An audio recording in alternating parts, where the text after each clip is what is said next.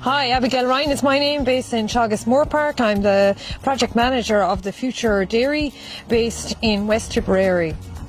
And the project is in collaboration with ArraTipp and Teagasc. We're here today on the farm, and we're also going to meet our newly appointed farm manager, Aaron Maguire. So Aaron, you're very welcome to the farm. We did a grass walk earlier on the farm, so what did it look like? Yeah, from a grass point of view, the farm's in a great position. There's still an average farm cover, well above 900, which is excellent. We're coming close to the end of the first rotation here in Salahead. We'll start the second rotation in the next week to 10 days. We'll decide that, I suppose, more so on Friday when we do another grass walk to see what position we're in then. But yeah, no, so far so good, we can't complain. Okay, good. Aaron, I suppose you've done great work over the last week getting cows out. We were in great form doing the farm walk last Monday. Everywhere was really dry, residuals were good and things were looking up, but then the weather took a turn for the worse on Friday. How did you manage? Yeah, conditions went downhill fast when the rain came, but we stayed out grazing. We were off grazing for Friday and Saturday night. The cows were out for a few hours after the afternoon milking and then back in to the cubicles just to try and save poaching too much ground. As you can see around, grass utilisation wasn't as good, but for the conditions it was, I'd still be quite happy with how things went.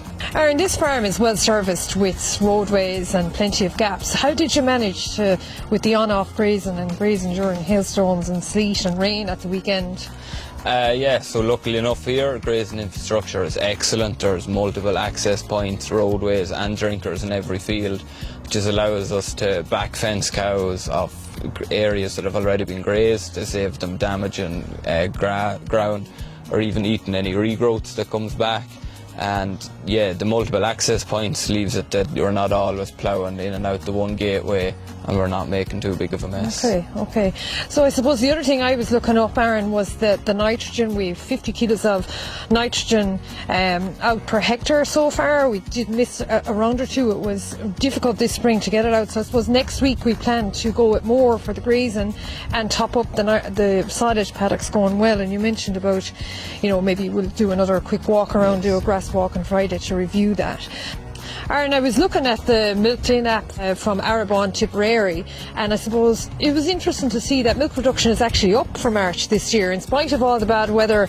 There was a great job done here on managing grass, because we know getting more grass in means, milk production better for everyone. So, tell us a bit about the milk production at the moment. Yeah, so currently cows are doing 2.1 kilos of milk solids, which we'd be quite happy with given the conditions lately. Protein is sitting around 3.6 and it's climbing slowly but surely. Butterfat is around 5%. So yeah, overall quite happy with our cows and milk. No, that's good. And I suppose also you can see from the cows that the body condition is good as well. So that shows that they're being pretty well fed. Aaron, you've a busy few weeks ahead of you here, especially on the breeding front. So what are the key things you're organising at the moment for the next couple of weeks? Yeah, at the moment we're getting ready. We're putting the heifers on a synchronisation programme this year. So the majority of the heifers will get sex semen, and whatever won't get sex semen will get Angus AI this year.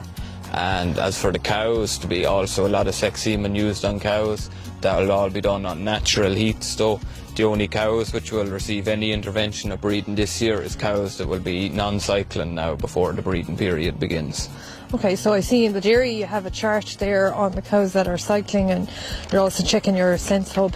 Yeah, so we're using the sense hub and just observing cows as they're coming in for milking and whatnot during the day. When we're passing by, we're checking for heats. So between the two of them, we're confident we'll pick most of them up. Okay, Aaron, thanks very much, and we look forward to tuning in again next week and getting another farm update from the farm.